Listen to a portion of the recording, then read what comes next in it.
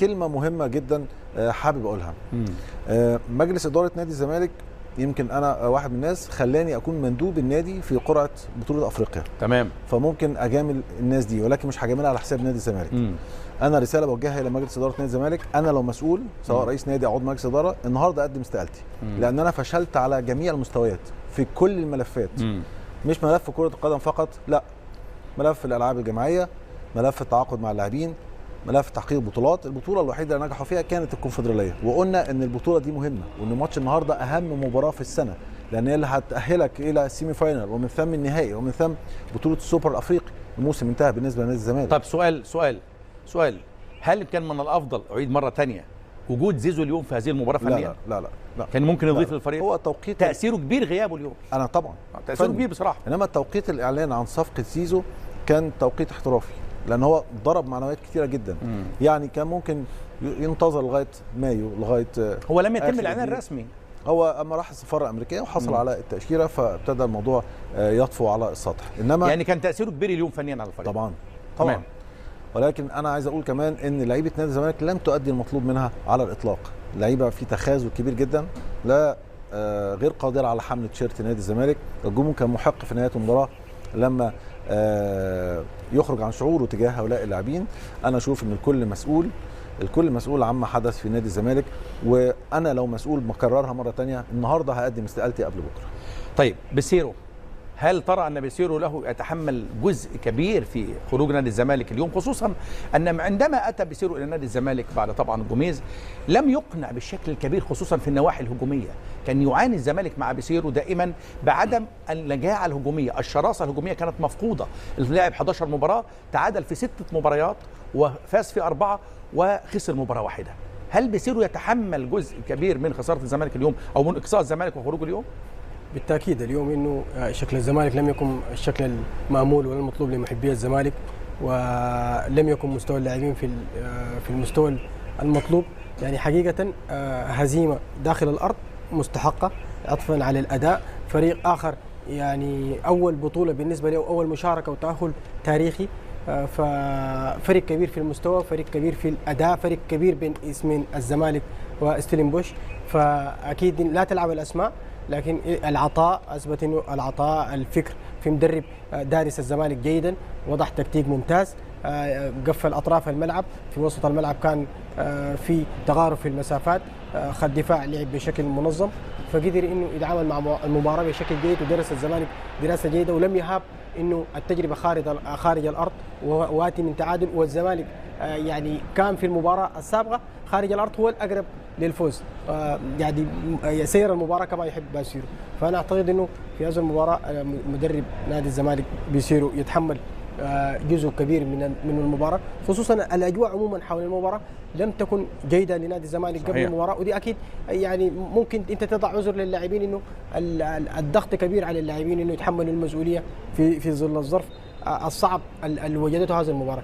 وهي ده حال كرة القدم، انتصار وهزيمه. الزمالك بطل السابق لهذه البطوله، فلا ينفي اسمه ولا ينفي مكانته، وقادرين اهل الزمالك هيثم بيمثلون هنا انه قادرين يعني في مرت كثير من الازمات ووضع من هذه الازمه قدروا يتجاوزوها، وعاد الزمالك النادي الكبير، النادي الاسم، النادي الرقم داخل القاره الافريقيه وداخل مصر. تمام. طبعا هذه لقطات من المباراة والأداء طبعا الغير مرضي تماما لنادي الزمالك اليوم، ولا دفاعيا ولا هجوميا، وغير اليوم في طريقة اللعب. تعودنا أن يلعب بيسيرو بثلاثة في قلب الدفاع، اليوم يبدأ باثنان فقط في قلب الدفاع، وكانت بالفعل هناك خطورة كلما أتت الكرة لفريق ستيلنبوش، وتحدثنا في هذه النقطة في شوط المباراة الأول. نستمع للقاءات ما بعد المباراة. بعد خروج الزمالك من هذه البطولة معنا هنا سيلين دولي، رجل هذه المباراة، صاحب هدف الفوز وإقصاء الزمالك. سيلي it was very tough game. قد كانت مباراة صعبة، ولكن كانت هناك الكثير من الأحاسيس بالنسبة لك، خاصة بعد تسجيل الهدف. سقطت على الأرض بعد تسجيل الهدف. ما معنى أن تسجل هدف الفوز؟ وكيف حصل عملية البناء الهجومي؟ أولا أنا مسرور جدا بإعطاء هذه الفرصة لفريقي. أعتقد أن الهدف كان هدفا جميلا، وكنت متوقعا بطريقة جيدة. من ضرب التماس تموقعت بطريقة جيدة وحصلت على مبتغاي. لقد كانت تمريرة جيدة ووصلتني الكرة الثانية، وطبعا هذا الهدف مهم جدا لأنه يؤهلنا. الفوز في ملعب القاهرة هو يخيب آمال جماهير نادي الزمالك صاحب اللقب. هذا يعطيكم دفعا سيكولوجيا في بقية المنافسات.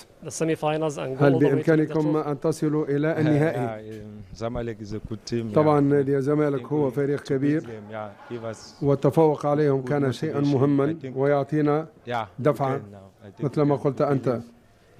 نحن الآن نؤمن بأنفسنا، حينما تتفوق على البطل فإن الدفعية تزداد. هل تعتقد أنكم كنتم أحسن من الزمالك ذهنيا وكرويا؟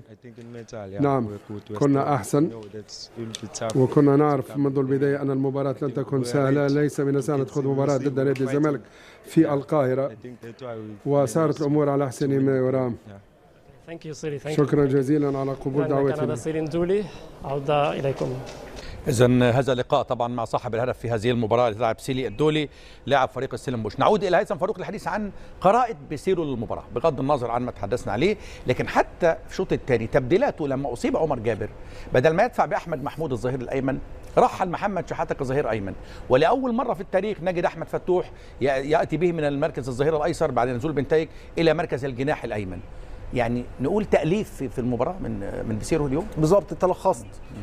هو كان ممكن يودي مصطفى شلبي ناحيه اليمين ويحتفظ بفتوح بنتايج ناحيه الشمال، انما تغيير محمد شحاته من كان عمر جابر لانه كان بيلعب في مركز ظهير ايمن في مباريات عديده وهو الوحيد اللي يمكن الاقرب للاعب. لكن احمد محمود لعب كويس هذا المركز بالظبط، ولكن لما بعدت شحاته عن نص الملعب شفنا اللي حصل في نص الملعب. حتى جهاد لما نزل ما صنعش الفارق زي المباراه اللي كانت هناك. تشعر ان اللعيبه مش جاهزه بدنيا، تشعر اللعيبه مش واقفه على ارض صلبه، تشعر الراجل ده تايه مش عارف ان هو بيقود فريق حامل اللقب وفريق البطوله دي بالنسبه له مساله حياه او موت. تشعر ان هو مش مركز في المباراه، حتى كل قراراته خاطئه. سيبك من الوقت الضايع والحكم لان كل دي تبريرات لا تجدي دلوقتي بعد خروج الفريق وخسارته، ولكن انا اشوف ان نادي الزمالك عمل مباراه من اسوأ ما يمكن، من اسوأ ما يمكن. وقراءه بيسيرو ليها ليس بالشكل الجيد، الكل مسؤول سواء في بدايه المباراه في التشكيله او في يعني اثناء سير اللقاء. دي حقيقه واضحه للجميع. تفوق لباركر على بيسيرو بكل المقاييس. فريق الجنوب الافريقي شعرنا النهارده ان هو مباراه من اتنين ملاكمين، واحد هيفي ويت والتاني وزن خفيف. ده مش كده بس، ده الملاكم الضعيف رابط عينيه كمان، يعني مش شايف هو بيعمل ايه. فالنهارده الفريق الجنوب الافريقي يستحق التاهل عن جداره. واعود اكرر ان زيزو فرق فنيا صح. ولكن مع قرار استبعاده من هذه المباراه. انت تتفق ان هو فنيا تاثيره غيابه اليوم طبعاً كبير جدا طبعا، لكن انت مع الاداره في استبعاده مع قرار رغم ان الاداره لم ترجع لبيسيرو في الموضوع. مش هيقدر يعني يتكلم معاهم في اي حاجه. انت عارف الادارات بتطبق رايها على المدير الفني، مش في نادي الزمالك بس، في اي نادي. فانا اشوف ان نادي الزمالك عمل مباراه من اسوأ ما يمكن. تشعر بدنيا الفريق واقع، تشعر تكتيكيا الفريق نازل بيجري بشكل عشوائي على ارضيه الملعب.